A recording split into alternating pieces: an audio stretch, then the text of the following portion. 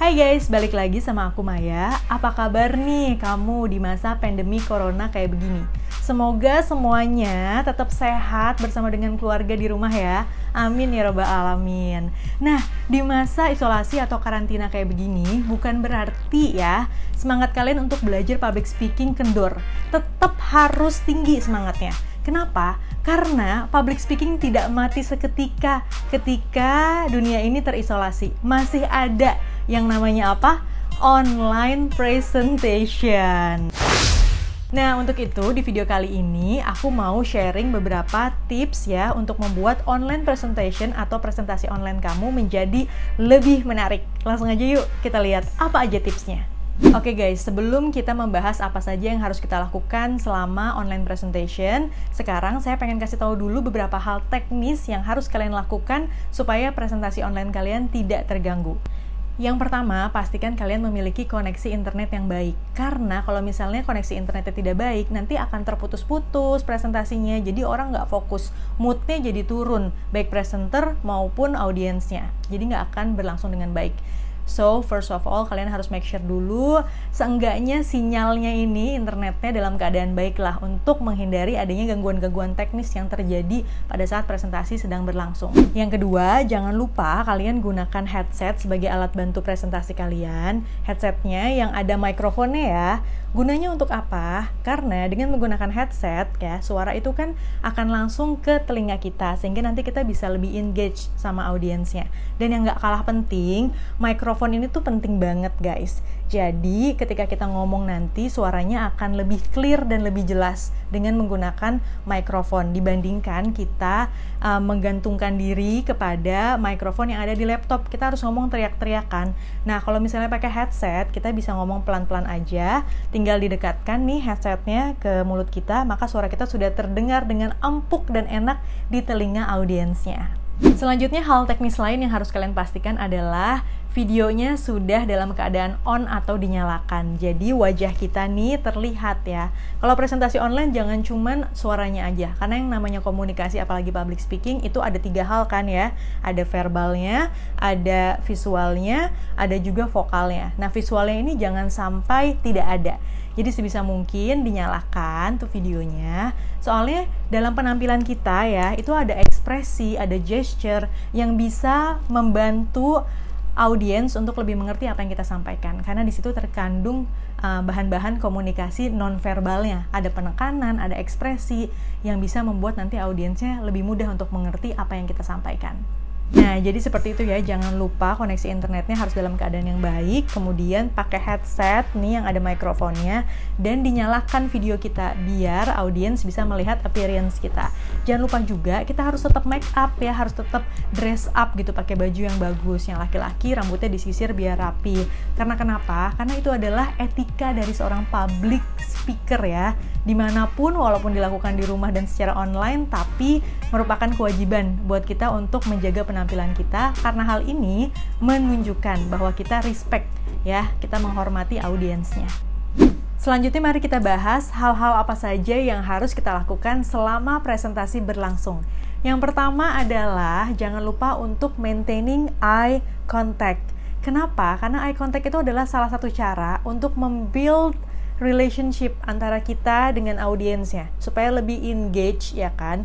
Kita membangun hubungannya melalui tatapan mata supaya audiens itu merasa gitu loh kalau kita lagi berbicara kepada dia. Nah, kalau misalnya kita face to face kan gampang ya untuk memaintain eye contact, itu kita tinggal melihat mata-mata dari audiens ini bergantian. Kalau misalnya online presentation kayak gimana ya? Caranya adalah dengan melihat langsung ke lensa kamera webcam kalian. Iya, benar banget. Itu adalah pengganti mata audiens. Untuk kamu yang biasa face to face presentasinya, pasti awal-awal tuh akan berasa awkward banget. Ngapain ngeliatin lensa webcam ya kan, benda mati ngapain diliatin. Tapi percayalah guys, dengan kita melihat langsung ke webcam itu, audiens yang ada di rumahnya masing-masing akan berasa kalau kita lagi ngeliatin dia. Awalnya akan terasa awkward banget, apalagi ya kalau misalnya kita lagi online presentasi, di depan tuh cuman ada laptop aja, kita juga akan tergoda untuk melihat ke kanan, ke kiri, ke atas gitu. Tapi kalau memang kamu pengen presentasi kamu membekas di hati ya, seperti mantan. Please, sering-sering lihat ke lensa audiensnya. Sering-sering lihat mata audiens kamu. Oke?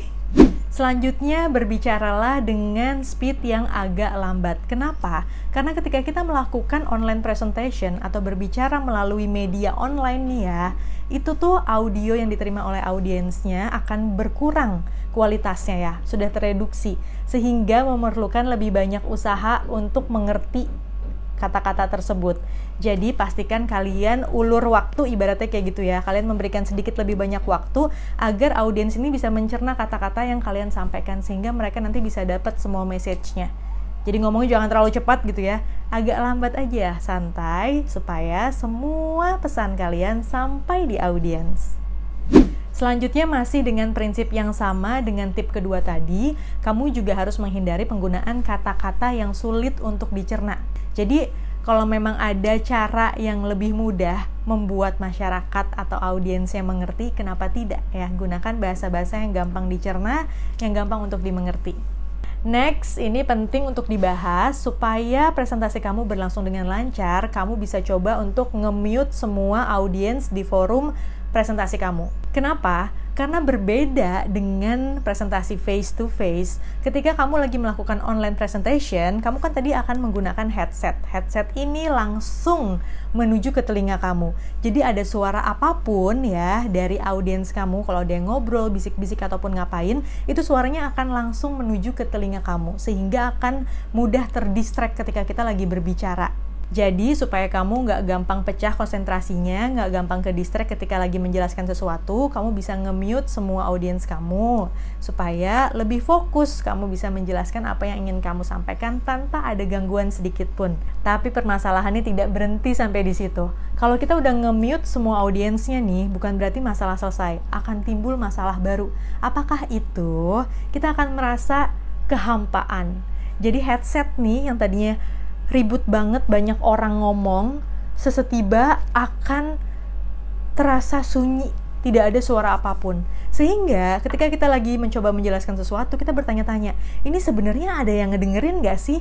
Kok kayak gak bisa merasakan kehadiran audiensnya gitu? Nah, supaya kalian gak merasa seperti itu, tidak merasa hampa ya, jangan lupa ini untuk menayangkan kotak audiensnya di layar kalian.